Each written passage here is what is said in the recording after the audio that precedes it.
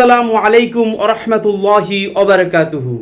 মুহাম্মাদুর রাসূলুল্লাহ সাল্লাল্লাহু আলাইহি ওয়াসাল্লাম, যার কবর নিয়ে আমাদের সমাজে অনেক বিভ্রান্তি রয়েছে, সেই বিভ্রান্তি দূর করার জন্য আমি আপনাদের মাঝে এই ভিডিওটি নিয়ে হাজির হয়েছি। এই ভিডিওটি আপনারা বেশি থেকে বেশি পরিমাণে শেয়ার করুন। হতে পারে আপনার একটি শেয়ার আপনার দুনিয়া এবং আখেরাতে সফলতার চাবিকাঠি। অতএব ভিডিওটি উপভোগ করুন এবং বেশি থেকে বেশি পরিমাণে শেয়ার করুন। জাযাকাল্লাহু খায়র।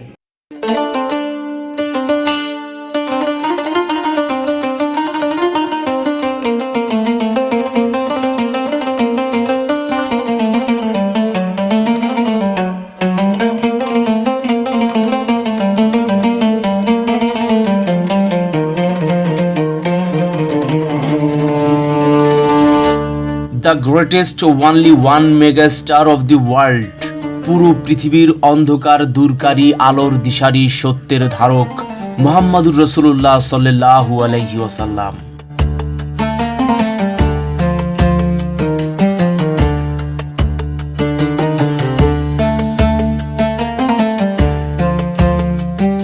হ্যাঁ বন্ধুরা, আমি পৃথিবীর সর্বশ্রেষ্ঠ মহামানবের কথা বলছি। এই ভিডিওটি থেকে আপনারা জানতে পারবেন রাসূলুল্লাহ সাল্লাল্লাহু আলাইহি সাল্লামের কবর সম্পর্কে সত্যিকার ইতিহাস, আর এর মধ্য দিয়ে আপনার অর্জিত হবে বিশাল এক অভিজ্ঞতা। আর সেই সাথে সমাজে এই মহামানবের কবর সম্পর্কে যে মন গড়া কল্পিত ছবি বা কাহিনী রয়েছে তা পরিষ্কার হবে। রাসূলুল্লাহ সাল্লাল্লাহু আলাইহি সাল্লাম 11 হিজরি সালে রবিউল আওয়াল মাসে মা আয়েশা রাদিয়াল্লাহু তাআলা আনহুয়ের ঘরে ইন্তেকাল করেন। বর্তমানে আমরা রাসূলুল্লাহ সাল্লাল্লাহু আলাইহি ওয়াসাল্লামের কবরের যে অংশটি দেখি তা মূলত একসময় তার স্ত্রী আয়েশা রাদিয়াল্লাহু তাআলা আনহু এর হুজরা বা ঘর ছিল। রাসূলুল্লাহ সাল্লাল্লাহু আলাইহি ওয়াসাল্লামের মৃত্যুর সময় তিনি ওই ঘরে অবস্থান করছিলেন। আর একজন নবী যেখানে তার মৃত্যু হয় সেখানেই তাকে দাফন করতে হয়, এটাই ইসলামের বিধান।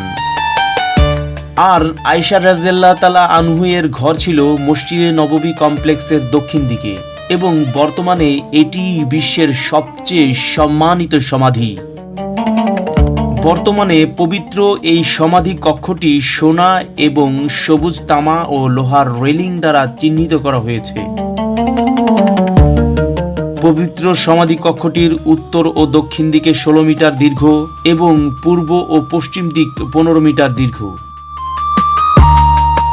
এই কক্ষটির দেওয়ালগুলি 656 হিজরিতে অর্থাৎ 1260 খ্রিস্টাব্দে মসজিদে নববীর প্রথম ভয়াবহ অগ্নিকাণ্ডের পর প্রথম মিশরের মামলুক সুলতান 678 হিজরিতে অর্থাৎ 1282 খ্রিস্টাব্দে পঞ্চম আল জাহির বাইবার্স দ্বারা নির্মিত হয়েছিল, এবং এটি মূলত 3 মিটার উঁচু এবং কাঠের তৈরি ছিল। 886 হিজরিতে অর্থাৎ 1481 খ্রিস্টাব্দে মসজিদে নববীর দ্বিতীয় ভয়াবহ অগ্নিকাণ্ডের পর সুলতান পঞ্চম আশরাফ কাইতবাই এই দেওয়ালগুলি রেলিং দিয়ে প্রতিস্থাপন করেন, যা আমরা আজও দেখতে পাই। রওজার কিছু অংশও এই এলাকার অন্তর্ভুক্ত। পবিত্র এই সমাধি কক্ষটির 4টি দরজা রয়েছে। এগুলো হলো বাব আল তাহাজ্জুদ অর্থাৎ তাহাজ্জুদের দরজা। এটি তাহাজ্জুদের মিহরাবের কাছে পবিত্র সমাধি কক্ষের উত্তর দিকে অবস্থিত, যা সেই স্থানকে চিহ্নিত করে যেখানে রাসূলুল্লাহ সাল্লাল্লাহু আলাইহি সাল্লাম মাঝে মাঝে তাহাজ্জুদের নামাজ পড়তেন। 2. বাব আল তওবা অর্থাৎ অনুতাপের দরজা। এটি পবিত্র সমাধি কক্ষের দক্ষিণ দিকে অবস্থিত। 3. বাব আয়েশার দরজা বা বাব আল উফুদ, প্রতিনিধিদের দরজাও বলে এটিকে। এটি পবিত্র সমাধি কক্ষের পশ্চিম দিকে উস্তুয়ানাহ উহুদ বা প্রতিনিধিদের যে স্তম্ভ রয়েছে এর পাশে অবস্থিত। 4. বাব ফাতিমা অর্থাৎ ফাতিমার দরজা। এটি পবিত্র সমাধি কক্ষের পূর্ব দিকে। এই দরজাটি একসময় ফাতিমা রাদিয়াল্লাহু তাআলা আনহু এর ঘর সংলগ্ন ছিল। পবিত্র সমাধিকক্ষে প্রবেশের জন্য একমাত্র দরজা হলো বাব আল ফাতিমা বা ফাতিমার দরজা। সৌদি সরকার কর্তৃক অনুমোদিত ব্যক্তিরা কেবলমাত্র এই দরজা দিয়ে পবিত্র সমাধিকক্ষে প্রবেশ করতে পারেন। মদিনার মসজিদে নববী ও রসুল সাল্লাল্লাহু আলাইহি ওয়াসাল্লামের পবিত্র সমাধিকক্ষের দক্ষিণ দিকে 3টি প্রধান দর্শনীয় ছিদ্র রয়েছে। এই অঞ্চলটি মাওয়াজাহা শরীফ নামে পরিচিত, যার অর্থ পবিত্র মুখমণ্ডল। আমরা যখন রসুলুল্লাহ সাল্লাল্লাহু আলাইহি সাল্লামের এই পবিত্র সমাধি জিয়ারা করতে যাই, তখন এই ছিদ্রগুলো পরিলক্ষিত করি। বাম দিকের প্রধান ছিদ্রটি সরাসরি নবী রসুলুল্লাহ সাল্লাল্লাহু আলাইহি ওয়াসাল্লামের পবিত্র মুখমণ্ডলের দিকে, মাঝের ছিদ্রটি খলিফা আবু বকর রাদিয়াল্লাহু তাআলা আনহুর দিকে এবং ডান দিকের ছিদ্রটি খলিফা ওমর রাদিয়াল্লাহু তাআলা আনহুর মুখমণ্ডলের দিকে নির্দেশ করে। মাওয়াজা শরীফ এর গ্রিলের উপরে আল কোরআনের একটি আয়াত আছে, যার অর্থ নিশ্চয়ই যারা আল্লাহর রসুলের সামনে তাদের কণ্ঠস্বর নিচু করে তারাই সেই সব লোক যাদের হৃদয়কে আল্লাহ তাকওয়ার জন্য পরীক্ষা করেছেন, তাদের জন্য রয়েছে ক্ষমা ও মহাপুরস্কার। সূরা আল হুজরাত আয়াত 3। প্রথম ছিদ্র এবং অন্য দুটি ছিদ্রের মাঝখানে রয়েছে বাব আল তওবা অর্থাৎ অনুতাপের দরজা, যা সবসময় বন্ধ থাকে। এই দরজার উপরে একটি রূপালী ফলক রয়েছে। এই ফলকটি 1026 হিজরিতে অর্থাৎ 1617 খ্রিস্টাব্দে অটোমান সুলতান পঞ্চম আহমদ কর্তৃক মাওয়াজাহায় যুক্ত করা হয়েছিল। বন্ধুরা, তাতে যে কথাটি লেখা ছিল আমি সেগুলো আপনাদেরকে অনুবাদ করে শোনাচ্ছি। বিসমিল্লাহির রহমানির রহিম। আমার বান্দাদের জানিয়ে দাও যে আমি ক্ষমাশীল, পরম দয়ালু। হে নবী, আমি আপনাকে পাঠিয়েছি সাক্ষী, সুসংবাদদাতা, সতর্ককারী ও আল্লাহর দিকে আহ্বানকারী হিসাবে, তার অনুমতিক্রমে এবং প্রজ্বলিত প্রদীপ হিসাবে, এবং মুমিনদেরকে সুসংবাদ দিন যে তারা আল্লাহর পক্ষ থেকে মহা অনুগ্রহ লাভ করবে। এই ফলকে আরো লেখা আছে, হে আল্লাহ, হে পরম করুণাময়, এই মহান নবীর দোহাই দিয়ে তোমার মহান নবীর আইনের বিধানের আনুগত্যকারী তোমার বান্দাকে ক্ষমা করুন। নিবেদক সুলতান আহমদ বিন সুলতান মুরাদ, সুলতান বিন সুলতান সেলিম বিন সুলতান সুলেমান বিন সুলতান সেলিম বিন সুলতান বায়েজিদ, সুলতান মুহাম্মদ বিন সুলতান মুরাদ বিন সুলতান সেলিম বিন সুলতান বায়েজিদ, সুলতান মুহাম্মদ বিন সুলতান মুরাদ বিন সুলতান বায়েজিদ বিন সুলতান মুরাদ বিন সুলতান ওরখা খান বিন সুলতান ওসমানের পুত্র। এবং এখানে আরো লেখা আছে, হে আল্লাহ, তাকে একটি শক্তিশালী বিজয় দান করুন এবং একটি সুস্পষ্ট বিজয় দান করুন, হাসাব আল জামালের উৎসর্গের ইতিহাসের মতো। তার ইতিহাস দ্বারা অনুপ্রাণিত করে আপনি তাকে 126 হিজরিতে বিশুদ্ধ ভালোবাসার সাথে পরিচালিত করেছিলেন। একইভাবে এই ফলকের উভয় পাশে লেখা আছে, যার অর্থ আল্লাহ ছাড়া সত্য কোনো ইলাহ নেই, তিনি রাজাধিরাজ। আরও স্পষ্ট সত্য, মুহাম্মাদুর রাসূলুল্লাহ সাল্লাল্লাহু আলাইহি সাল্লাম আল্লাহর রাসূল, যিনি সত্য ও বিশ্বস্ততায় প্রতিশ্রুত। আয় রে দুহাত ভরে ফুল ছড়িয়ে দি, আয় রে দুহাত ভরে ফুল ছড়িয়ে দি, মদিনার মাটি থেকে কুড়িয়ে সে ফুল বুকে তুলে নি। বন্ধুরা, রাসূলুল্লাহ সাল্লাল্লাহু আলাইহি ওয়াসাল্লামের সমাধি কক্ষটি দুভাগে বিভক্ত, একটি বাইরের কক্ষ আর একটি ভিতরের কক্ষ। বাইরের কক্ষটি ফাতেমা রাদিয়াল্লাহু তাআলা আনহুর ঘরের সাথে এবং নবী রাসূলুল্লাহ সাল্লাল্লাহু আলাইহি ওয়াসাল্লামের বাইরের দেওয়ালের চারপাশের এলাকার সাথে সামঞ্জস্যপূর্ণ। ফুল ছড়িয়ে দি, যাদের এই এলাকায় প্রবেশাধিকার আছে শুধু তারাই এই দেওয়ালের ঝুলন্ত কাপড় বা গিলাফ স্পর্শ করতে পারেন, কিন্তু এর বেশি কিছু করতে পারেন না। এখানে শুধুমাত্র নির্দিষ্ট ব্যক্তিদের জন্যই প্রবেশের অনুমতি রয়েছে, যেমন গণ্যমান্য ব্যক্তি, গিলাফ বা কাপড় পরিবর্তনকারী ব্যক্তি এবং যারা ক্লিনার। ফুল ছড়িয়ে দি, মদিনার মাটি থেকে কুড়িয়ে সে ফুল বুকে তুলে নি, আয় রে দুহাত ভরে ফুল ছড়িয়ে দি। এবার আসি ভিতরে বা অভ্যন্তরীণ প্রকোষ্ঠে রাসূলুল্লাহ সাল্লাল্লাহু আলাইহি সাল্লাম এবং তার দুই সাহাবীর কবর রয়েছে। এই পবিত্র কক্ষটি, যা একসময় নবীর স্ত্রী আয়েশা রাদিয়াল্লাহু তাআলা আনহুয়ের ঘর ছিল। এই অভ্যন্তরীণ বা ভিতরের প্রকোষ্ঠটি 3টি দেওয়াল দিয়ে ঘেরা। গানে মধুর সুরে তার ভাষায় প্রথম দেওয়াল নবীজির মদিনায় হিজরতের পরপরই বাড়ির সাথে যে প্রথম দেওয়াল তৈরি করা হয়েছিল সেটি। ছড়িয়ে এই দেওয়ালগুলি 91 হিজরিতে অর্থাৎ 711 খ্রিস্টাব্দে উমর বিন আব্দুল আজিজ প্রথম কাবার কালো পাথরের মতো পাথর দিয়ে প্রতিস্থাপন করেছিলেন।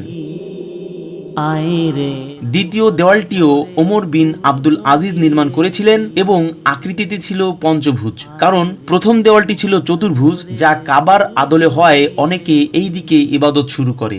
আর দ্বিতীয় দেওয়ালটি পঞ্চভুজ আকারে তৈরি করার অন্যতম কারণ ছিল যাতে কাবার সাথে সাদৃশ্যপূর্ণ না হয় এবং লোকেরা এর দিকে প্রার্থনা করতে না পারে। দিনার মাটি থেকে কুড়িয়ে সে ফুল বুকে তৃতীয় দেওয়ালটি অর্থাৎ যেখান থেকে গ্লাফ বা কাপড় ঝুলছে বলে মনে হয়, এই দেওয়ালটি সুলতান আল আশরাফ কায়েতবে 886 হিজরিতে অর্থাৎ 1481 খ্রিস্টাব্দে সমাধির চারপাশে পঞ্চভুজ প্রাচীর তৈরি করেছিলেন। ওই বছর রসুল সাল্লাল্লাহু আলাইহি সাল্লামের সমাধি আগুনে ক্ষতিগ্রস্ত হওয়ার পরে পঞ্চভুজ কাঠামোকে শক্তিশালী করার জন্য এটি করা হয়েছিল। এই প্রাচীরটি মাওয়াজেহায় দেখার ছিদ্র দিয়ে দেখার সময় দর্শনার্থীরা দেখতে পায়। বর্তমানে ভিতরের কক্ষটিতে কোনো দরজা বা জানালা নেই এবং এটি কারোরই প্রবেশাধিকার যোগ্য নয়। ফুল ছড়িয়ে দি আয়রে দুহাত ভরে ফুল সর্বশেষ যে ব্যক্তি ভিতরের কক্ষে প্রবেশ করে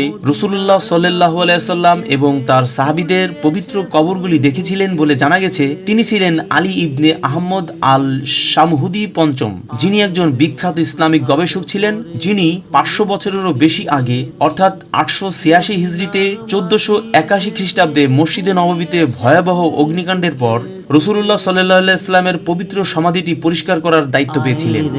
দুহাত ভরে বন্ধুরা, এই অভ্যন্তরীণ কক্ষে যে 3টি কবর রয়েছে, এই 3টি কবর কিভাবে অবস্থিত তা নিয়ে আলেমদের মধ্যে মতভেদ রয়েছে। অধিকাংশ আলেমদের মতে পবিত্র সমাধি কক্ষের দক্ষিণ দেওয়াল থেকে সবচেয়ে কাছের কবরটি হলো মুহাম্মদুর রাসূলুল্লাহ সাল্লাল্লাহু আলাইহি সাল্লামের কবর।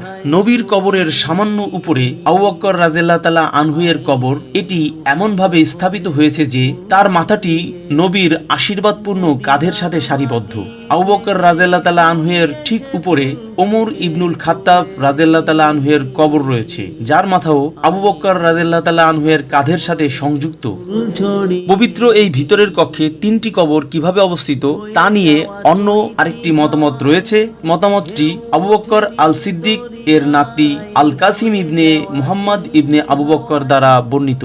তিনি বর্ণনা করেন, আল্লাহর রাসূল সাল্লাল্লাহু আলাইহি সাল্লাম এগিয়ে আছেন, আবু বকর তার মাথার কাছে এবং উমর তার পায়ের কাছে, বা উমর রাদিয়াল্লাহু তাআলা এর মাথা রাসূল সাল্লাল্লাহু আলাইহি সাল্লামের পায়ের কাছে। হাদিসে এমন বর্ণনাও রয়েছে যে চতুর্থ স্থানটি ঈসা ইবনে মরিয়ম আলাইহি ওয়াসাল্লামের জন্য সংরক্ষিত হয়েছে, যিনি আসমান থেকে অবতরণ করার পরে সেখানে সমাহিত হবেন।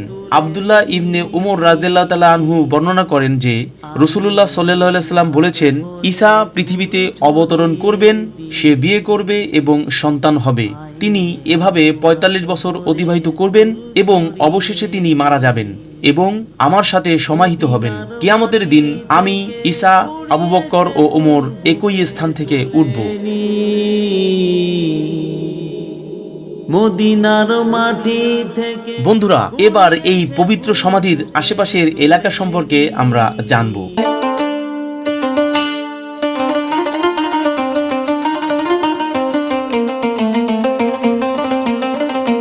এই পবিত্র সমাধির উত্তর পাশে রয়েছে রওজা। রওজা বলতে আমাদের দেশের অনেকেই রাসূলুল্লাহ সাল্লাল্লাহু আলাইহি সাল্লামের সমাধিকে মনে করে, কিন্তু রওজা মানে তখনকার সময়ে রাসূলুল্লাহ সাল্লাল্লাহু আলাইহি সাল্লামের ঘর থেকে ওই সময়ের মিম্বর পর্যন্ত জায়গাটুকুই রওজা। আর এই জায়গাটুকুকে রাসূল সাল্লাল্লাহু আলাইহি সাল্লাম বলেছেন রিয়াজুজ জান্নাহ বা জান্নাতের একটা অংশ।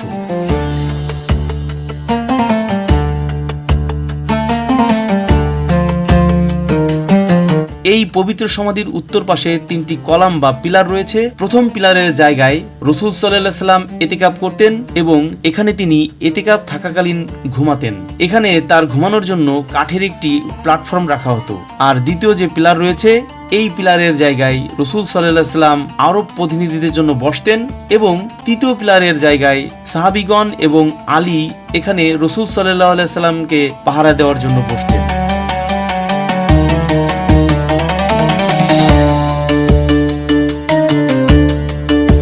বর্তমানে রওজার সামনের দিকে যে মেহরাব দেখা যায় তা রাসূল সাল্লাল্লাহু আলাইহি সাল্লামের সময়ের মেহরাবের জায়গা এবং তার বাম পাশে যে মিম্বর দেখা যায় তাও রাসূলুল্লাহ সাল্লাল্লাহু আলাইহি সাল্লামের সময়ের মিম্বরের জায়গা। মেহরাবের বরাবর ডান পাশের দ্বিতীয় খুঁটি হলো সেই জায়গা যেখানে নবীর সাহাবী আবু লুবাবা আল আনসারী তার অপরাধবোধ থেকে মুক্তি পেতে নিজেকে গাছের সাথে বেঁধে রেখেছিলেন যতক্ষণ না আল্লাহ তাকে ক্ষমা করেন এবং নবী নিজেই তাকে মুক্ত করেন। আর মেহরাবের ডান পাশের প্রথম খুঁটিটি হলো সেই জায়গা যে জায়গা সম্পর্কে আয়েশা রাদিয়াল্লাহু তাআলা আনহু বলেন এটি এমন একটি স্থান যার প্রকৃত বরকতময় প্রকৃতি মানুষ যদি জানতো তাহলে তারা সেখানে নামাজ পড়ার জন্য লটারি করত।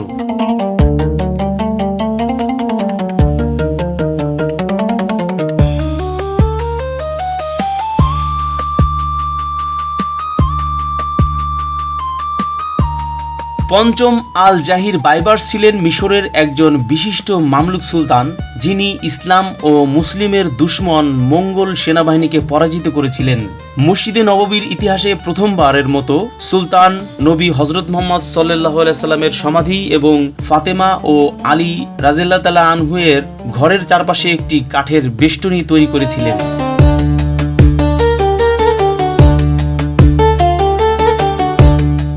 এই রেলিংটি সীমানা চিহ্নিত করেছিল যেখানে দর্শনার্থীরা রাসূল সাল্লাল্লাহু আলাইহি সাল্লাম এবং তার দুই সাহাবীর মুখোমুখি হতে পারতেন। সেই সময়ে এটি 3 মিটার উঁচু ছিল এবং 3টি দরজা ছিল, একটি পূর্ব দিকে, একটি পশ্চিম দিকে, অন্যটি দক্ষিণ দিকে।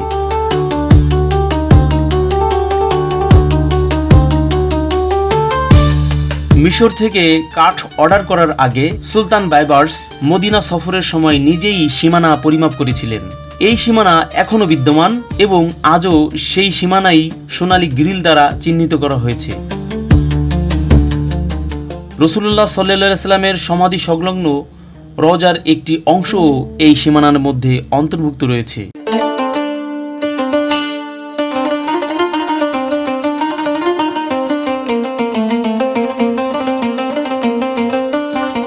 আটশো 81 হিজরিতে অর্থাৎ 1476 খ্রিস্টাব্দে মিশরের মামলুক সুলতান পঞ্চম আল আশরাফ কাইতবাই মসজিদে নববীর উল্লেখযোগ্য পুনর্নির্মাণ কাজ শুরু করেন। মসজিদের সম্পূর্ণ অংশ ভেঙে পুনর্নির্মাণ করা হয়। রাসূলুল্লাহ সাল্লাল্লাহু আলাইহি সাল্লামের সমাধির দেওয়াল মেরামতের কাজ করা হয়, যা প্রথম বড় অগ্নিকাণ্ডের সময় ফাটল দেখা দেওয়ার পর পাথর দিয়ে পুনর্নির্মাণ করা হয়।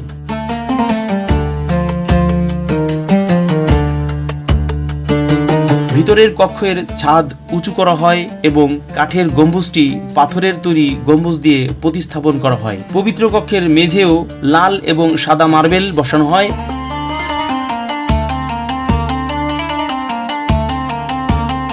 886 হিজরি অর্থাৎ 1481 খ্রিস্টাব্দে রমজান মাসে মসজিদে নববীতে দ্বিতীয় বড় অগ্নিকাণ্ড ঘটে, যখন একটি বজ্রপাত একটি মিনারে আঘাত করে, যার ফলে এটি মসজিদের ছাদে আছড়ে পড়ে এবং মুয়াজ্জিন নিহত হয়। আগুন ছাদ থেকে শুরু হয় এবং দ্রুত মসজিদের অন্যান্য অংশে ছড়িয়ে পড়ে। অগ্নিকাণ্ডের পর সুলতান কাইতবাই মসজিদে নববী সম্পূর্ণরূপে সংস্কারের নির্দেশ দেন।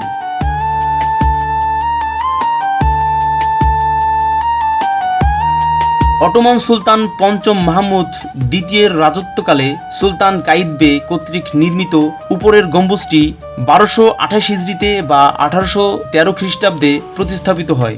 গম্বুজে ফাটল দেখা দেওয়ার পর এটি ভেঙে ফেলা হয় এবং সীসার চাদরে ঢাকা ইট দিয়ে তৈরি একটি গম্বুজ স্থাপন করা হয়। 2 দশক পরে তার উত্তরসূরি সুলতান পঞ্চম আব্দুল মজিদ এই গম্বুজটিকে সবুজ রঙে রং করেন এবং বর্তমানে এটিকে সাধারণত সবুজ গম্বুজ বলা হয়। বন্ধুরা, রাসূল সাল্লাল্লাহু আলাইহি ওয়াসাল্লামের পবিত্র এই সমাধির বিষয়ে সঠিক জ্ঞান সবার মাঝে ছড়িয়ে দিতে দয়া করে ভিডিওটি শেয়ার করুন। এতে আপনার দুনিয়া এবং আখিরাতে কল্যাণ হবে ইনশাআল্লাহ।